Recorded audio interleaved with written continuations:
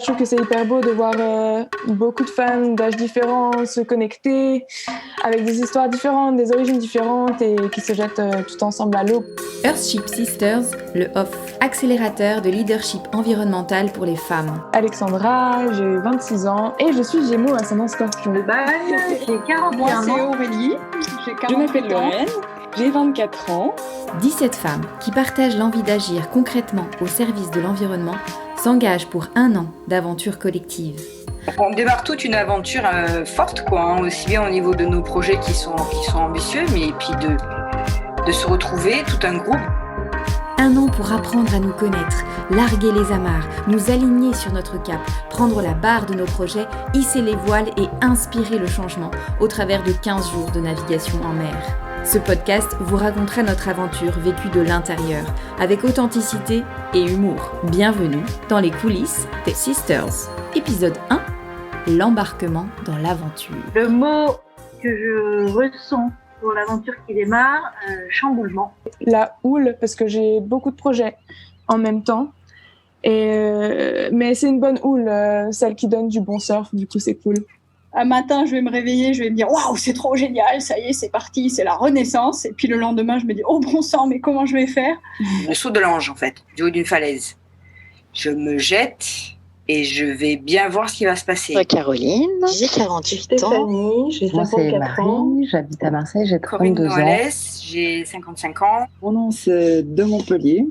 Mais je suis bien belge et mon prénom est Géraldine. Et si je devais donner une image de l'embarquement, j'ai l'impression d'être dans une fourmilière. Un voilier, vraiment toute voile dehors, donc sur la mer, avec cette idée de devoir se confronter aux éléments, les utiliser et puis faire avec.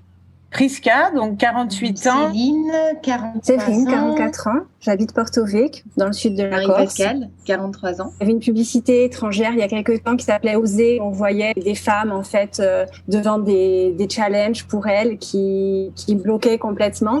Et puis à un moment donné, ça change complètement. Il y a un retournement et tout le monde se lance à l'eau pour apprendre à nager quand on est petite fille, se lance dans un opéra pour danser, ose en fait. Je m'appelle Alima Dramé. Moi, c'est Florence Giroux. J'ai 31 ans, 32 ans la semaine prochaine. Donc moi, j'ai 44 ans. Moi, c'est Laura, j'ai 28 ans. Et si je devais donner une image pour mon embarquement dans cette aventure, ce serait, vous savez, celui du petit bonhomme qui arrive en haut de la montagne et qui a tous les chemins possibles qui s'offrent à lui et tout à faire et qui doit juste avancer dans la direction qui lui semble juste et belle. Mon embarquement, c'est comme un saut en parachute. Sans parachute, avec une boîte de Lego dans le sac et toutes les ailes à construire au fur et à mesure de la descente. Je ressens beaucoup de générosité, beaucoup de solidarité. Personne n'est là pour juger les uns les autres. Tout le monde a le droit à la parole, de montrer ses failles, ses faiblesses. On y est déjà, on y est dedans. Je suis vraiment là où il faut. Même si on se connaît pas bien, le lien, je le sentais tellement fort, en fait. Ça nous porte, je trouve. Moi, je me sens vraiment au démarrage de ma deuxième vie. J'ai eu ma première vie, j'ai créé une entreprise, j'ai travaillé dans des grosses structures. J'ai eu une première vie hyper scolaire. Et depuis 2-3 ans, je me sentais un peu coincée de partout, mais sans arriver à l'exprimer. Du coup, j'avais des tendinites, j'avais des douleurs à droite, à gauche. Jusqu'à l'année dernière où, juste avant le confinement, on m'a diagnostiqué un cancer du sein. J'ai eu la peur de ma vie. Je pense que là, j'ai vraiment compris la valeur de la vie. J'ai été opérée au mois d'août. 15 jours après, je lis Elle. Je tombe sur l'entrefilet sur les Earthship Sisters. Je me sens guérie, même si j'ai encore des traitements. Et je me sens guérie à tous les niveaux, au niveau du corps et au niveau de ma tête. C'est-à-dire que je suis beaucoup plus claire sur ce dont j'ai envie. J'ai eu la chance de ne pas travailler pendant le premier confinement. Et j'étais à un stade où j'en avais juste ras-le-bol de mon travail. En fait, j'avais l'impression d'avoir fait le tour et de plus du tout progresser, de plus trouver de sens. Je me posais même des questions si je devais continuer ce métier. Enfin, voilà, j'en avais vraiment marre. Et donc, du coup, j'ai pris vachement de recul. Et c'est à ce moment-là aussi que j'ai commencé à réfléchir à un projet. Et donc, mon projet a un petit peu pris forme dans ma tête. Et en septembre, j'ai donc décidé de quitter ma boîte. J'ai réussi à négocier une rupture conventionnelle. Et en fait, après, j'ai juste eu l'impression que c'était la meilleure décision de ma vie parce que j'ai plein de portes qui se sont ouvertes, en fait. Moi, j'ai connu Earthship Sisters parce que j'ai rencontré Déborah pendant la période du confinement. Je connaissais ni Earthship Sisters ni Déborah. Je parlais de ma solitude, je parlais de vouloir œuvrer concrètement pour la préservation de l'environnement. Déborah m'a dit « Je te veux dans mon équipe. Postule !» Ça a été aussi un beau cadeau par une de mes meilleures amies. J'ai reçu un mail une semaine avant la fin des candidatures, voilà, avec juste le lien et un petit mot me disant pour t'inspirer ou candidater, point d'interrogation. Et donc c'était un vendredi soir, je me dis bon, je vais quand même regarder ce que c'est. Et là, je suis tombée dedans. Enfin, l'année 2020, ça a été une année blanche pour moi. C'est vrai que j'étais un peu, pour reprendre nos expressions, au creux de la vague pour rester dans le monde de la mer. Et voilà, et ça correspondait, je pense aussi à un besoin d'agir pour l'écologie, pour l'environnement, chose que j'ai pas encore portée jusqu'à présent et qui pourtant fait partie intégrante de mes convictions, de ma vie, de mes actions. J'ai entendu parler du programme des Sisters, tout simplement par ma sœur. Je lui ai dit, en fait, moi, pour l'instant, je suis en transition. J'ai une possibilité de coaching, mais j'ai pas envie de faire ça seule. Je rêverais tellement d'avoir un groupe de femmes et un peu dans le même sujet, quoi, pas des choses trop différentes non plus, et pouvoir s'entraider, quoi. Et puis, il m'a dit, mais écoute, Gégé, c'est marrant, mais j'ai vraiment pensé à toi. J'ai reçu ça aujourd'hui de ma collègue, comme aller voir ce site. Quand j'ai vu tout le site, ça m'a donné mal à la tête tellement je trouvais ça génial. Je me dis, mais c'est fantastique. Je dis, mais bon, voilà, c'est en France. En discutant avec ma sœur, elle m'a dit, mais qu'est-ce que tu t'en fous? T'as qu'à postuler. Et je vais le faire. Je vais le prendre ça comme exercice de démarrage pour moi personnellement, sans me mettre la pression de rien du tout. Ouais. Déborah avait envoyé le mail en annonçant les candidatures de chacune et moi, j'avais même pas été regarder mes mails. Et ce n'est que 2 jours après, qu'en faisant mes courses, quelqu'un me dit, est-ce que tu peux aller ouvrir tes mails parce que je t'ai envoyé une info? J'ai dit, oui, ok, désolé, j'ai pas été voir. Et je tombe sur le mail de Déborah. Donc là, j'étais toute seule avec ma voiture, mon GSM, mais surexcitée, surprise aussi de me dire et de voir un nouveau cap s'aligner devant moi. J'ai rencontré les Earthship en fait à leur début, c'est-à-dire avant la première promo, en 2018 à peu près, quand elles se lançaient dans leur propre aventure. J'étais candidate donc à cette première promotion. Pour X raisons, j'ai pas été sélectionnée. Mais ouais, de voir déjà tous les parrains qu'il y avait dans l'association, j'avais des étoiles dans les yeux parce qu'ils sont des personnalités fabuleuses. Et ça me faisait rêver de pouvoir les rencontrer un jour. La promo 2 s'est montée, et j'ai repostulé, cette fois-ci c'est bon. L'anecdote autour de la candidature, c'est que j'ai découvert en fait Earthship Sisters après la période de candidature et ça a été rallongé. Donc je me suis dit, c'est vraiment le destin. Là, faut y aller. Donc j'ai postulé aussi rapidement. Je crois que j'avais 2 semaines, donc il fallait que je me décide vite. Et en fait, j'ai pris le wagon un peu dans le mauvais sens parce que j'ai découvert Earthship Sisters, mais j'avais pas une idée de projet. J'étais pas en train de mûrir un projet. Donc j'ai trouvé un projet pour Earthship Sisters. Mais finalement, j'ai juste fait ressortir une idée que j'avais déjà. Parce qu'à plein de moments, je me dis ce serait trop bien de développer ça. Mais après, tu l'enfouis en disant voilà, c'est un rêve. J'ai connu les Earthship Sisters quand elles ont démarré. Elles étaient en train de construire le projet. Et j'ai suivi du coup le démarrage de la première promo. Et j'ai même failli postuler. Enfin, j'ai même fait une vidéo. J'ai pas envoyé la vidéo. Et je pense que c'était effectivement pas le bon moment. J'aurais pu passer complètement à côté de la promo 2 parce que j'ai pas du tout suivi après. Et tout d'un coup, choper l'info comme quoi elle prolongeait et qu'il restait 2 jours pour candidater. J'étais dans une espèce d'euphorie à ce moment-là. J'avais envie de répondre à plein de trucs. Je me sentais hyper bien. Donc, j'ai dit, allez, vas-y. J'avais rien préparé. J'étais avec une copine et je lui parle d'Earthship Sisters. Je lui dis, il faut que je fasse ça dans la journée parce que c'est le dernier jour. Elle me dit, si tu veux, je t'enregistre. J'ai dit, ok, mais j'ai pas des notes. Et du coup, j'y suis allée à l'instinct. Je n'ai pas réfléchi avant. Et j'ai envoyé tout ça en me disant, bon, écoute, tu l'as fait, c'est déjà super. Ça m'a fait du bien de le faire et j'étais contente de le faire. Je me dis, tu verras bien. Voilà. Et quand j'ai reçu le mail disant bonne nouvelle, tu es prise, j'en revenais pas. Et après, j'ai commencé à flipper. Parce qu'en fait, du coup, j'avais pas du tout regardé finalement ce qu'il y avait dedans. Donc, j'ai commencé à regarder, j'ai vu 6 000 €, j'ai fait « Oh, c'est cher !» Donc là, j'ai paniqué, j'ai appelé 12 000 personnes, une ancienne sister, plein de gens. Et il y a Lorraine qui m'a envoyé un petit message sur LinkedIn. Et je sais pas, ça m'a fait un bien fou. Je sais pas si elle le sait, mais en tout cas, c'est un peu grâce à elle. Je voulais vous parler d'une anecdote autour de la candidature qui a concerné la réalisation du clip vidéo. Donc quand j'ai vu le clip vidéo en 2 minutes, je me suis dit ouh là là, comment je vais faire pour faire tenir tout ça en 2 minutes, tant mon projet, je le voyais vaste, très ambitieux, tout le monde m'a fait un retour là-dessus. Effectivement, moi-même quand j'en parle, j'ai le tournis. Alors je sais même pas comment je vais faire pour aborder le truc. Donc je me suis dit 2 minutes. En plus, il faut répondre à 2 questions. Bon, donc je me suis lancée et quand j'ai vu le résultat, c'était 7 minutes et demie. Là, j'ai dit c'est mort. Je vais pas passer. Donc j'ai tout écrit, tout ce que je voulais dire et j'ai commencé à couper. Et je sais pas, j'ai dû faire au moins une quinzaine de prises pour arriver enfin à 2 minutes 30. Et là, j'ai dit j'arrête. J'avais peur de perdre tout le sens de mon projet, tout ce que je pouvais dire qui était super important. Il y a plein de trucs que j'ai pas dit du coup. Mais j'ai dit voilà, ça passe ou ça passe pas. Et puis en fait, c'est passé. C'était un stress énorme cette vidéo, mais je pense pour toutes.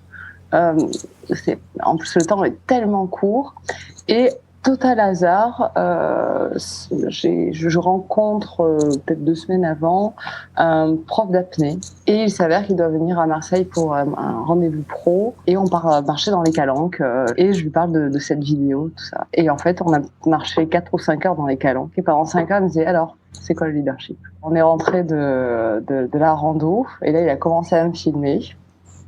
Et il y a plein de choses qui se sont démêlées et j'avais préparé ma vidéo depuis 1 mois et je n'ai absolument rien dit de ce que j'avais préparé pendant 1 mois. L'anecdote, quand j'ai appris le fait que j'étais sélectionnée, j'ai pensé que c'était une erreur. Comment on appelle ça? Pas le saboteur, le syndrome de l'imposteur. Le syndrome. Alors voilà, donc s'il y a bien un mot aussi que je n'ai pas évoqué tout à l'heure, c'était lâcher prise. Et se libérer des fausses croyances négatives. Voilà. Moi, l'engagement financier, il était lourd.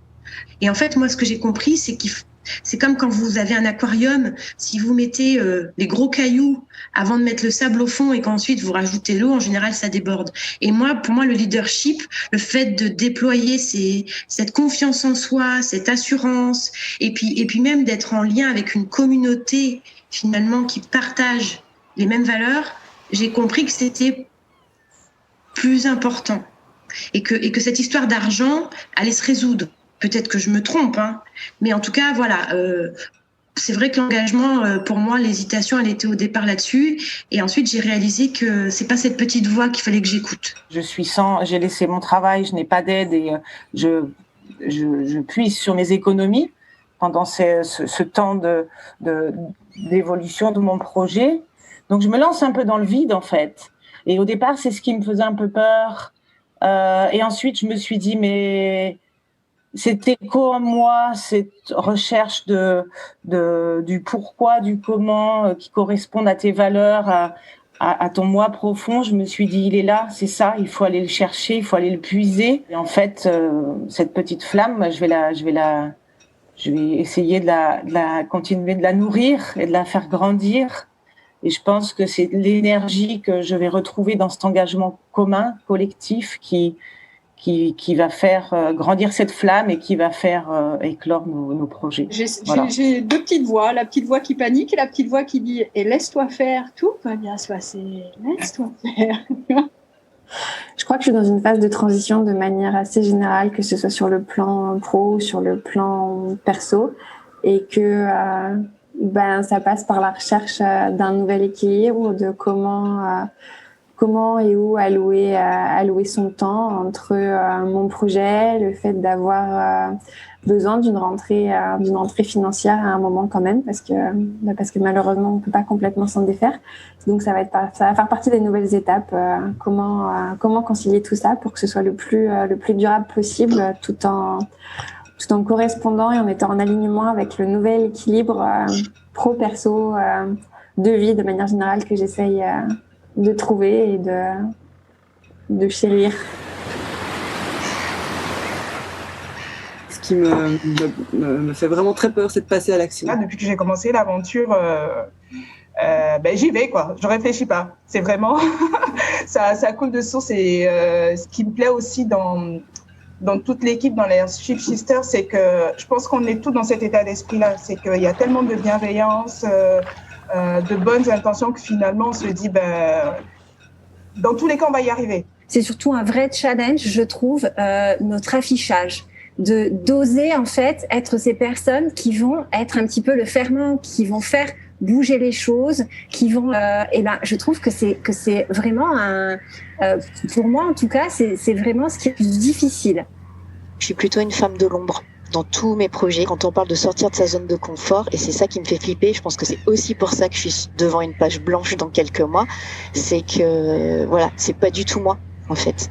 Donc me retrouver entre guillemets sous le feu des projecteurs, devoir faire des démarches, aller vendre mon truc, j'ai pas l'habitude.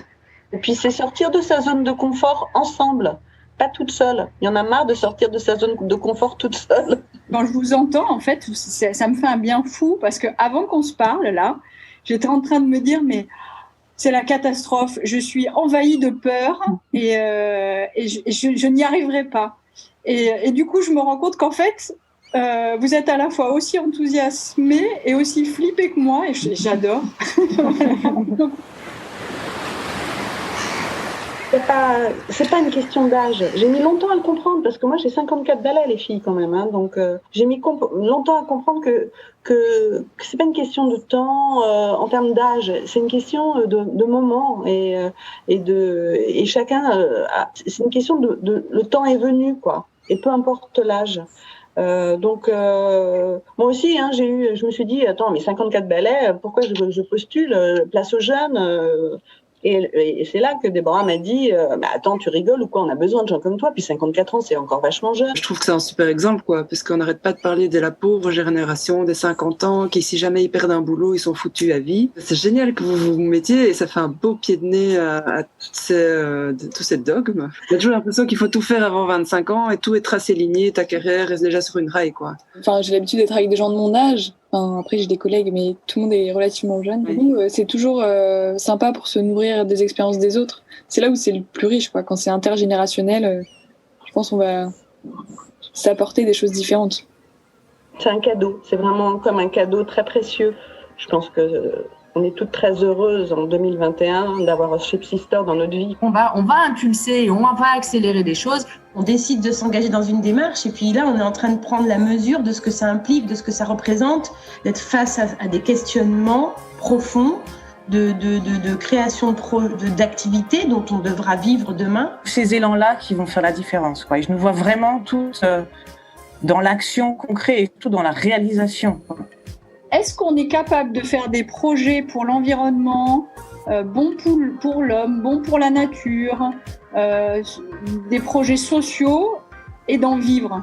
Voilà. Et comment on fait là pour passer ce cap et pour aller vers ce rêve?